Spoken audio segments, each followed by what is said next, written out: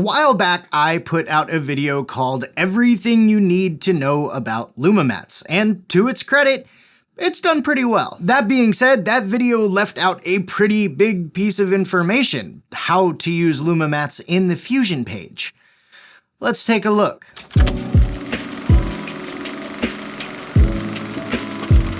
Before we get started, let's quickly review what a Luma mat is. Basically, a Luma mat is a type of mask that uses luminance values to determine what part of an image can be seen. The white part of the Luma mat is what can be seen, the black part will be transparent, and everything in between will have varying degrees of transparency. Luma mats can be used in color grading, compositing, visual effects, you name it, and they're pretty easy to use in both the color page and the Fusion page. And since I covered the color page in my previous video, that's linked below, by the way. Let's jump into the Fusion page and take a look at how you can use Luma mats for basic compositing. All right, we're here in Davinci Resolve. I've got a couple clips lined up here and ready to go in the edit page. First, I've got this guy in a wingsuit. He's diving off of a cliff, which is something that I would probably never, ever do. And then below that, I've got this really cool looking space vortex-y thing. And what I want to do is make it look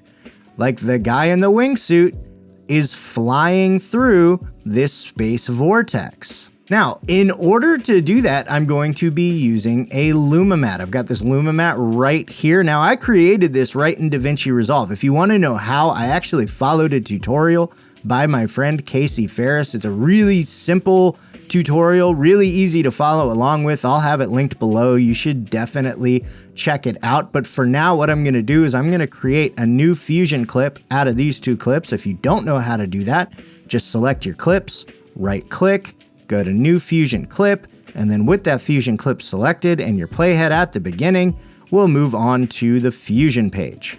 And once we're in the Fusion page, let me just go ahead and reorganize this a little bit, and we can double check, make sure that our space vortex is in the background. This is our space vortex. It's going into that yellowish, orangish, goldish, whatever you want to call it, input of our merge node. That is the background input. And our wingsuit dude is going into the green input of our merge node. That is the foreground input. So we are good to go. Now, if we take a look at our final composition, which I have here in my second viewer, you'll see that nothing has happened. It just looks like the guy is diving off of a cliff. He's got a little friend there, say hello, hello, but nothing else. What we need to do is use our Luma mat to mask him out.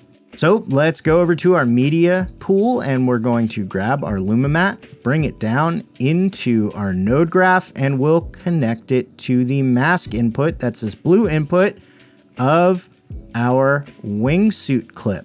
But you'll see nothing's happened yet. It's still the same final composition. We haven't masked out anything. What is going on? Well, in order to make this Luma mat work with this clip, we need to select this clip. We need to come into our inspector, go to settings, and change our channel to luminance. Boom. And there we go. If we play this, it looks like he is flying through a space vortex, which is really cool. The only problem is it looks pretty horrible color-wise. So let's go ahead and fix that real quick. This isn't really part of the tutorial, but we're going to fix it anyway. Let's go ahead and select our clip. We're going to add a color corrector. We're going to do some quick color matching by connecting our space vortex with the source match input of our color corrector.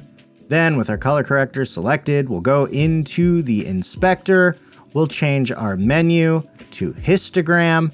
We'll come down, histogram type. We'll select match, and boom, we're matched. We're good to go. And now that looks a lot better. So there you have it. Super easy, and it opens up a whole new world of compositing capabilities. By the way, Luma mats don't have to be used as masks. You can use them to add all kinds of elements to your footage, like snow and smoke, and it's really easy to do. To learn more about that, click here, and until next time, don't forget to go out and make stuff.